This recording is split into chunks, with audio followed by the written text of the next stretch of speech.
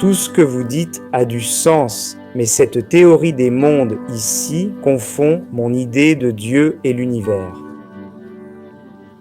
Toutes les anciennes civilisations présentaient la Terre sous sa vraie forme. L'élite mondiale, il y a 500 ans, a inventé cette théorie de la Terre comme étant un globe. Ce n'est qu'une théorie. Il n'est pas prouvé que la Terre ait réellement cette forme. Les photos de la NASA et d'agences spatiales ne prouvent absolument rien.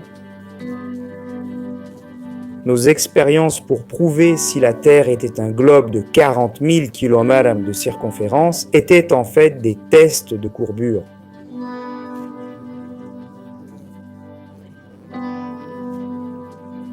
Si la Terre est un globe, on trouvera facilement la courbure. On dit que si les bateaux disparaissent à l'horizon, c'est qu'ils descendent sur la courbure. Alors, croyant la Terre ronde, on a voulu le prouver par des expériences pour vraiment voir sa courbure. Au début, on ne croyait pas que la Terre n'était pas ronde, on doutait. Donc on a fait des recherches et des expériences sur le terrain. C'est différent de croire aveuglément, il faut faire des recherches. On a utilisé un télescope newtonien longue distance, sachant qu'à 10-12 km, la Terre aurait une courbure visible. Rien ne serait visible à l'œil nu à 10-12 km, ni navire, ni bateau, ni personne à l'horizon. On a loué un yacht qui est allé vers l'horizon sur des kilomètres. On observait ce bateau au télescope, il s'éloignait et à l'œil nu, il disparaissait à l'horizon.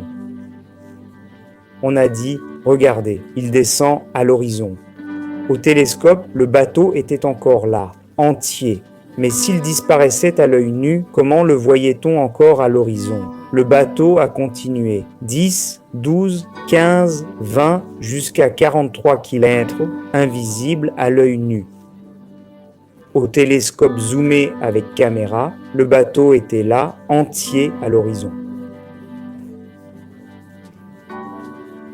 Pas de courbure. 4 mètres d'eau auraient dû le cacher, mais il était là.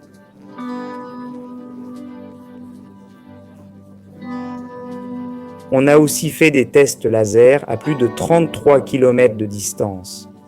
Tests radio, GPS, divers essais, nulle part on n'a trouvé de courbure.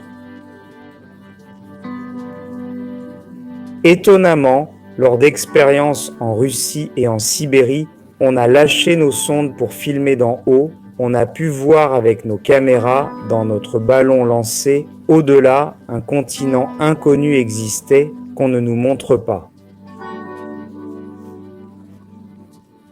On a trouvé un grand mur de glace et derrière, un continent inexploré. Cette découverte nous a vraiment impressionnés. On a confirmé qu'il y a un continent de plus, encore inconnu, car les puissants le savent.